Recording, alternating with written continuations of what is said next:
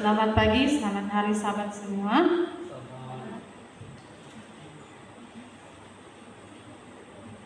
Pelajaran kita pagi ini seperti yang tertera di sana bertajuk Selamat dalam Taufan, bertautlah pada batu karang yang teguh.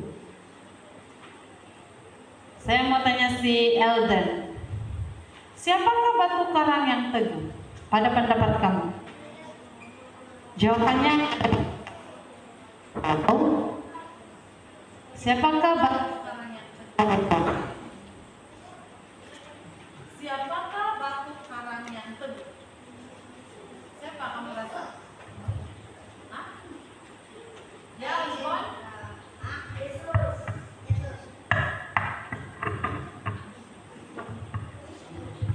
Iya, terima kasih Usman. Terima kasih juga Elden. Dia adalah Yesus sendiri. Oke, sebelum kita melanjutkan pelajaran kita, mari kita bersatu dalam doa.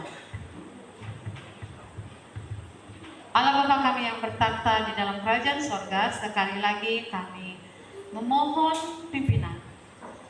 Curahkan Roh Kudus dari sorga untuk setiap kami, agar kami boleh menerima dan memahami pelajaran ini, serta mengaplikasikannya dalam hidup kami.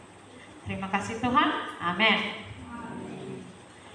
Oke, ini adalah ayat inti kita, terdapat dalam Mazmur 125 ayat 1 dan 2 yang berbunyi seperti ini. Nyanyian ziarah. Orang-orang yang percaya kepada Tuhan adalah seperti gunung Sion yang tidak goyang, yang tetap untuk selama-lamanya. Yerusalem, gunung-gunung sekelilingnya, demikianlah Tuhan sekeliling umatnya dari sekarang sampai selama-lamanya. Boleh dipahami kan ayat ini?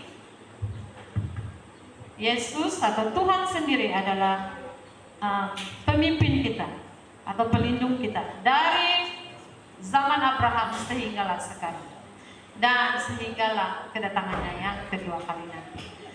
Oke, saya ada satu kuis sejak nih.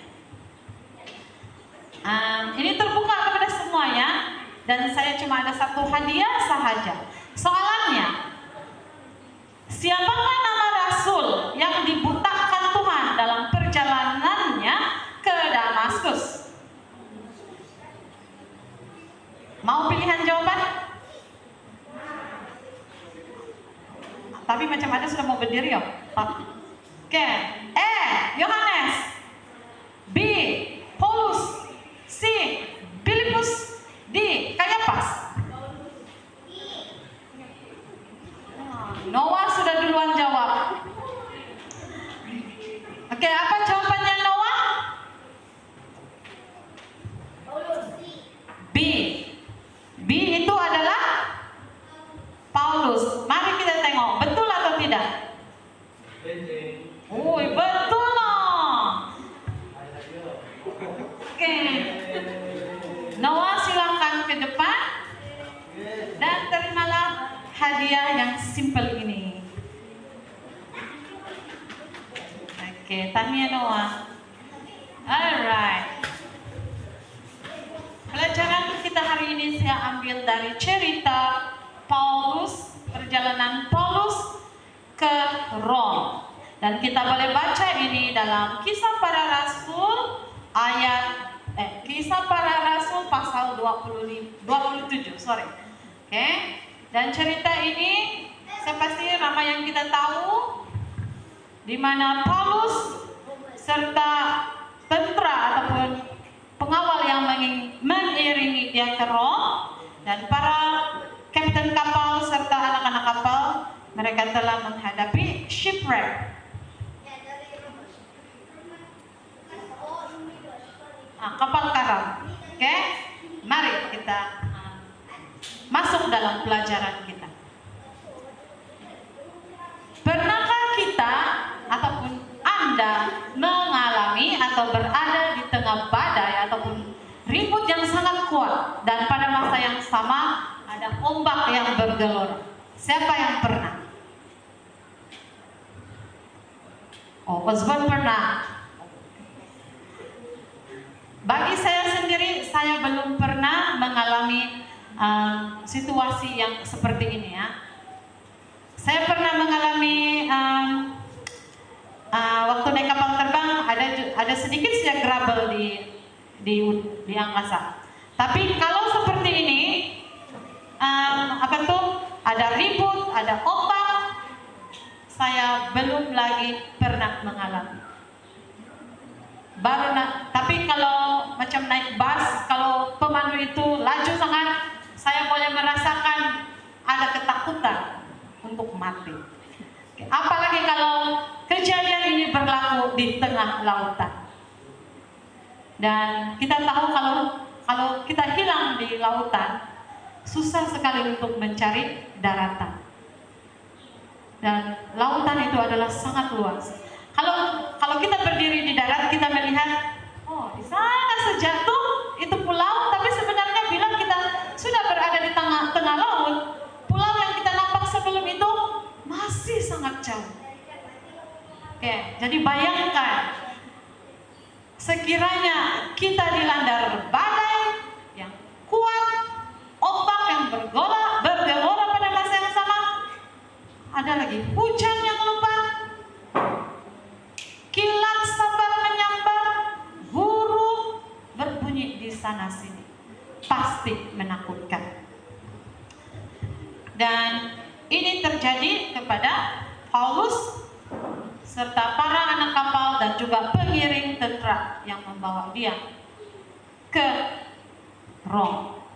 Dan sewaktu ini terjadi, si Paulus sebenarnya sudah menasihatkan ini tentara yang mengiringi dia untuk tidak belayar bersama. Tetapi tentara yang membawa dia ini tidak mendengarkan kata-kata Paulus. Dia bilang, Paulus, janganlah kita belayar, sebab kita akan menghadapi bencana. Bukan sahaja harta benda kita akan hilang, tetapi nyawa kita sendiri akan melayang. Malamnya, tentara yang mengiringi dia pada waktu itu tidak mendengarkan Paulus. Dia lebih mendengarkan kapten kapal dan anak-anak kapal. Mungkin tentara ini yakin kepada para anak-anak kapal dan kapten kapal, sebab mereka mempunyai pengalaman belayar di lautan.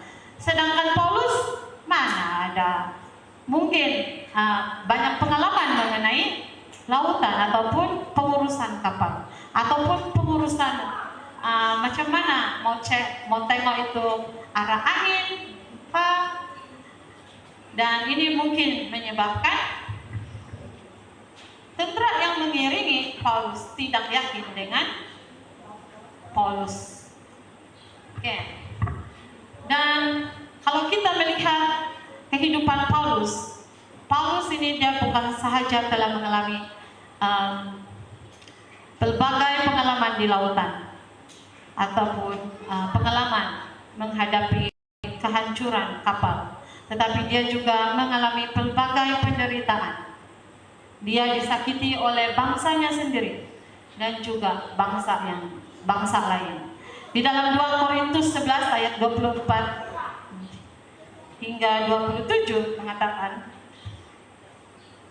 5 kali aku disesak orang Yahudi, setiap kali 40 kurang 1 pukulan. 3 kali aku didera, satu kali aku dilempari dengan batu, 3 kali aku mengalami karang kapal, sehari semalam aku terkatung-katung di tengah laut. Dalam perjalananku aku sering diancam bahaya banjir dan bahaya penyamun, bahaya dari pihak orang-orang Yahudi dan dari pihak orang-orang bukan Yahudi, bahaya di kota, bahaya di padang gurun, bahaya di tengah laut, dan bahaya dari pihak saudara-saudara palsu. Aku banyak berjerih lelah dan bekerja berat.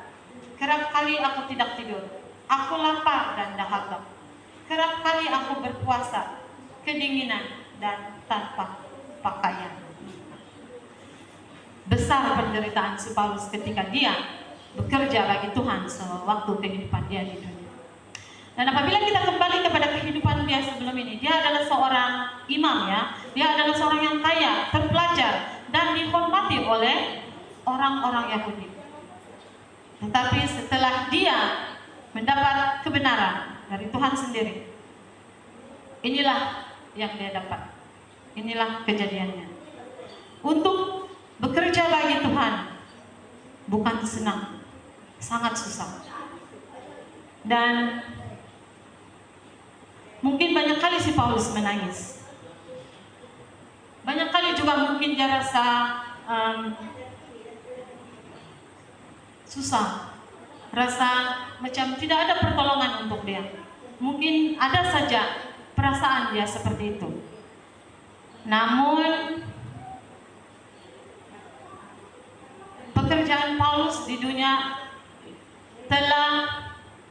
permulaan pekerjaan Paulus di dunia telah membantu kita untuk menjadikan ia lebih senang, ya.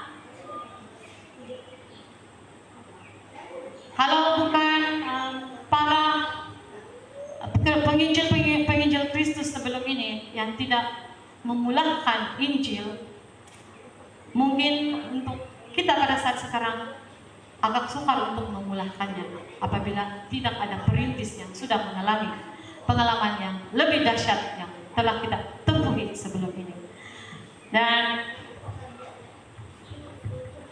persoalan, kalau kita mau bekerja untuk Tuhan seperti si Paulus, dan pastinya akan ada banyak pengalaman yang kita alami.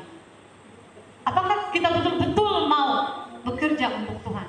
Apakah kita betul-betul boleh menghadapi cabaran-cabaran yang mungkin akan kita hadapi sama seperti si Paulus?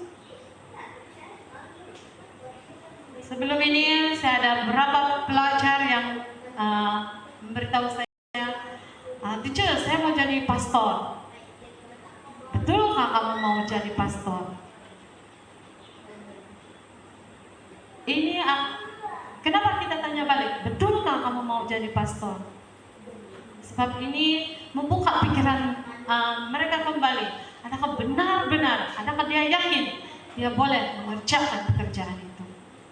Dan sekiranya dia betul-betul mau mengerjakan pekerjaan itu, dia harus bersedia untuk apa saja jenis cabaran yang dia akan alami nanti. Jadi ini persoalan untuk kita. Dan kita tidak perlu menjadi pastor untuk bekerja bagi Tuhan. Oke? Pekerjaan kita sendiri pun sudah mencabar.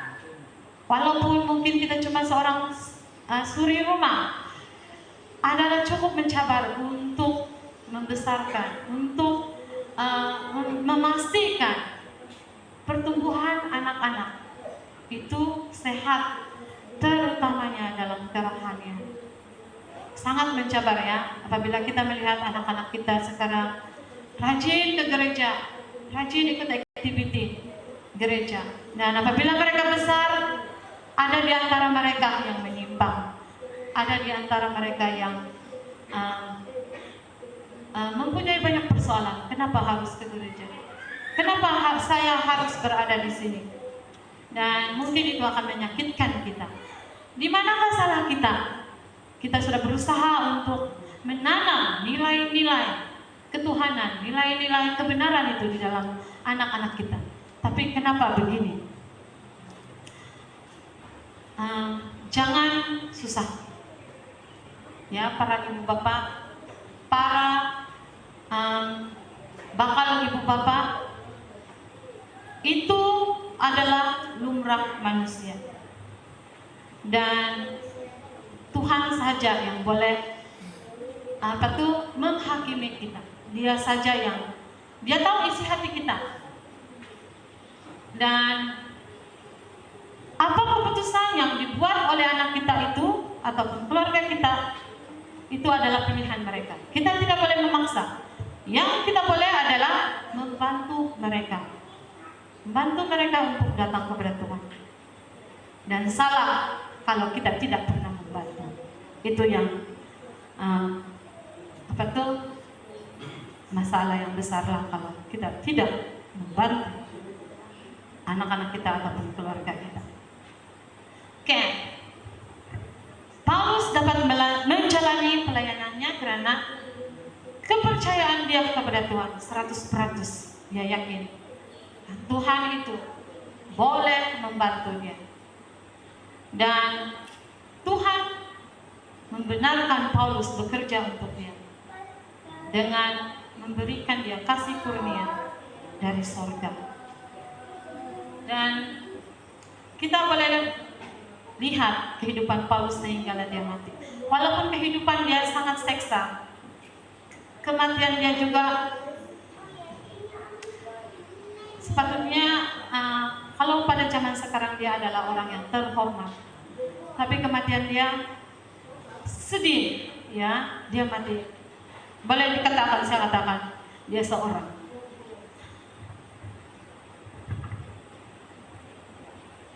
Ya, tetapi di dunia dia seorang, tetapi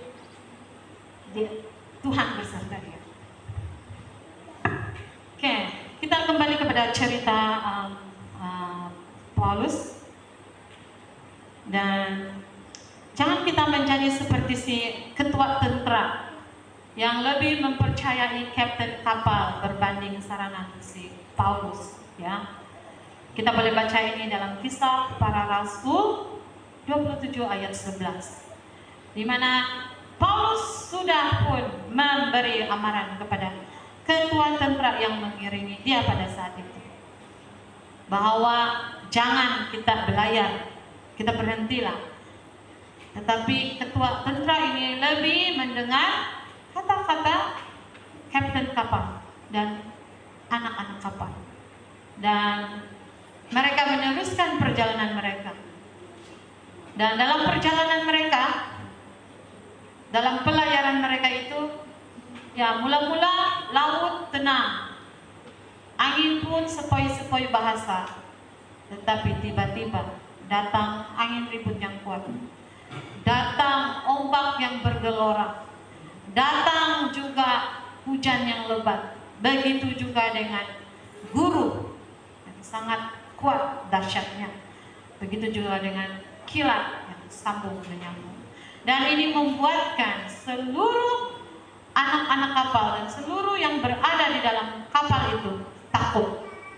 Mereka takut untuk mati sebab mereka tidak bersedia. Tentara yang mengiringi Paulus juga pada waktu itu juga takut. Mungkin ada penyesalan di dalam hati dia. Kenapalah saya tidak mendengar saranan Paulus.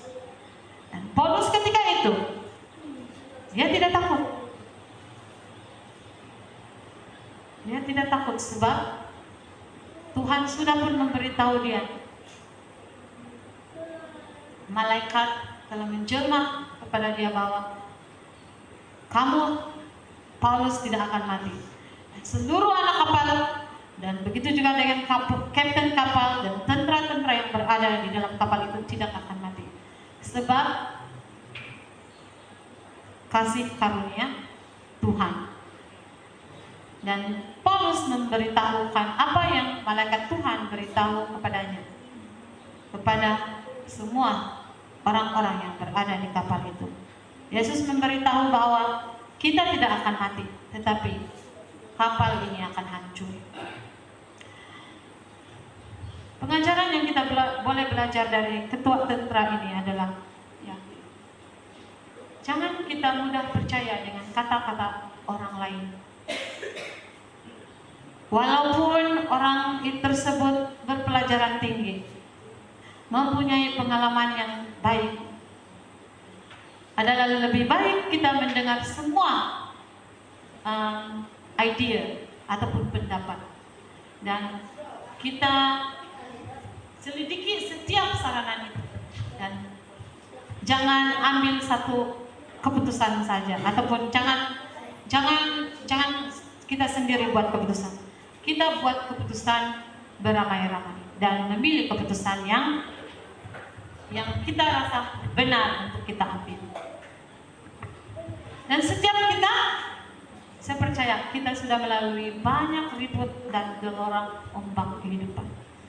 Di dunia kita pada saat ini sangat heboh dengan kejadian gempa bumi di Turki dan Syria. Dan saya pasti kita sudah melihat berita-berita di Facebook, begitu juga berita di TV, Telegram, WhatsApp, dan banyak lagi. Semua cerita-cerita menyedihkan, dan juga pada masa sama banyak keajaiban yang berlaku di Turki dan Syria sewaktu gempa bumi. Saya sangat terpegun dengan cara kerja seekor anjing, ya, dimana ya dunia kita sudah penuh dengan banyak teknologi, tetapi ia tidak boleh mengganti dengan cara anjing menghidup manusia ataupun mangsa yang terperangkap di dalam bangunan. Dan anjing ini telah menyelamatkan banyak mangsa di Syria sewaktu gempa bumi baru-baru ini. Dan susah untuk kita mencipta anjing yang sama dengan menggunakan robotik atau teknologi lain. Tidak akan sama seperti yang Tuhan telah ciptakan. Kita juga mendengar banyak gelora politik, isu sosial. Begitu juga dengan pandemik COVID-19 sebelum ini. Dan banyak lagi isu-isu besar, peperangan di dunia. Dan semua isu-isu ini memberikan kita sebenarnya persediaan untuk bencana ataupun masalah cabaran yang lebih hebat daripada yang sebelum ini. Dan kita berdoa, kita bersedia untuk cabaran yang lebih dahsyat pada masa akan datang. Dan inilah contoh-contoh gambar bencana. Dan bencana ini bukan hanya dibuat oleh alam sendiri, tetapi sekarang ini manusia pun boleh membuat bencana. Oke. Adakah kita bersedia untuk menghadapi bencana atau cabaran atau pandemi yang lebih dahsyat daripada yang sebelum ini? Saya berharap kita bersedia dari sekarang. Dan bagaimana untuk kita bersedia? Ellen White berkata, kita memerlukan pedang Tuhan untuk melawan keinginan daging, nafsu kita. Dan pikiran kita haruslah berpaksi atau berpusat, tertumpu kepada Allah. Dan apakah pedang Tuhan itu? Pedang Tuhan itu kita boleh baca dalam Efesus 6 ayat 17 yang berbunyi, ambillah ketopong keselamatan serta pedang roh, yaitu firman Allah. Dan firman Allah itu adalah Alkitab. Itu adalah senjata dan kekuatan kita. Apabila kita memahami dan menerima perkataan Tuhan, semuanya menjadi pasti dan benar. Tidak akan ada keraguan dalam kehidupan kita, dalam keyakinan kita kepada Tuhan. Dan Alkitab sudah teruji dengan nubuatan-nubuatannya, sudah teruji benar, ya. Nubuatan di Alkitab ada yang sudah berlaku, dan pada masa ini masih lagi berlaku, dan nubuatan ini belum lagi digenapi sehinggalah kedatangan Yesus yang kedua kali. Jadi percayalah kepada Alkitab. Marilah kita mendekatkan diri kita dengan Tuhan dengan membaca firman-Nya selalu. Karena inilah firman Tuhanlah yang akan memberikan kita kekuatan apabila kita dalam bencana ataupun cabaran-cabaran yang akan kita lalui nanti. Jadi pusatkan pandangan kita pada Tuhan. Inilah yang betul-betul kita perlukan pada saat ini. Kita di dunia sekarang ini banyak yang kita pusatkan. Tumpuan kita bukan satu saja. Kita ada banyak kesibukan. Tapi jangan lupa ini. Kita berikan tumpuan juga sepenuhnya, bukan bukan hanya 10%. Ya, sepertinya kita berikan 100% tumpuan kita, pandangan kita kepada Tuhan. Keselamatan kita pada hari ini dan pada masa akan datang adalah dengan berpegang teguh kepada Tuhan, batu karang kita yang teguh, yang telah dipegang oleh Paulus sendiri. Percaya dan menerima firman-Nya membantu kita melewati cabaran hidup kita dengan lebih tenang dan bersedia untuk menempuh nubuatan-nubuatan yang telah difirmankan di Alkitab pada masa akan datang. Dalam Ibrani 12 ayat 2, biarlah mata kita tertuju kepada Yesus, Sang Pencipta dan Penyempurna iman kita, yang demi sukacita yang telah ditetapkan baginya, rela menanggung salib dan mengabaikan kehinaan salib itu, dan sekarang ia duduk di sebelah kanan tahta Allah. Jadi biarlah mata kita tertuju kepada Tuhan, dan upah yang akan kita terima pada penghujungnya nanti adalah kita akan bersama-sama dengan Yesus duduk di sebelah kanan tahta Allah. Kita akan duduk di surga bersama-sama dengan Tuhan. Jadi mari kita berpegang pada batu karang yang teguh itu, yaitu Tuhan sendiri. Itu saja pelajaran yang saya dapat kongsikan pada hari ini. Saya harap ini kita boleh gunakan ini dalam kehidupan kita sementara kita berada di dunia ini, dalam menempuh kehidupan kita yang semakin mencapai. Amin.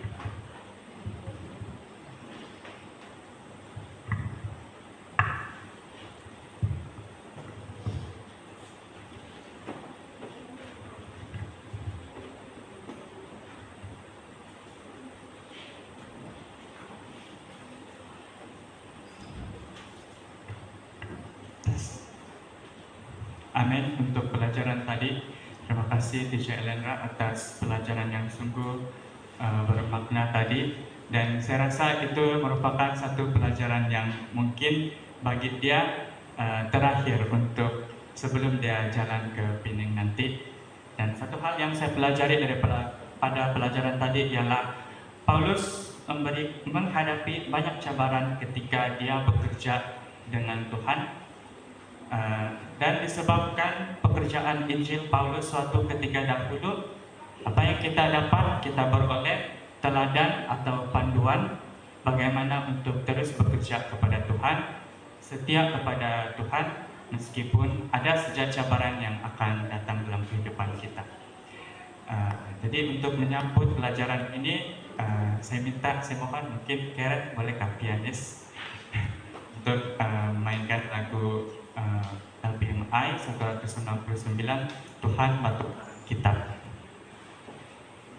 Mari kita semua berdiri dan kita nyanyi lagu ini. Amin.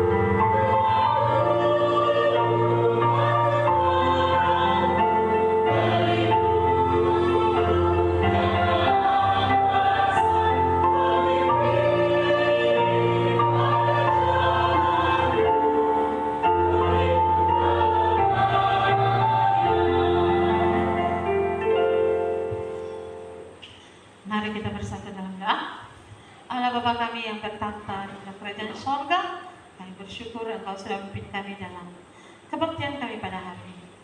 Tuhan, Engkau adalah batu karang kami yang teguh, pelindung kami dalam segala bahaya, dalam segala cabaran yang akan kami hadapi pada masa-masa akan datang. Bantu kami untuk berpegang pada batu karang-Mu, agar kami tetap kuat, tetap yakin dan percaya kepada Engkau. Bantu kami untuk setia kepada Engkau. Dan saat ini Tuhan juga kami berdoa supaya Tuhan memenuhi kami dengan Roh Kudus, supaya apa yang kami katakan, apa yang kami lakukan, biarlah itu memuliakan nama Tuhan, dan biarlah itu menjadi saksi-saksi yang hidup untuk Tuhan. Terima kasih Engkau beserta kami dalam perjalanan kami pulang, dan juga terima kasih karena Engkau sudah mengampuni setiap dosa dan pelanggaran kami. Kami serahkan semua ini di dalam nama Tuhan Yesus dan Roh Kudus. Amin.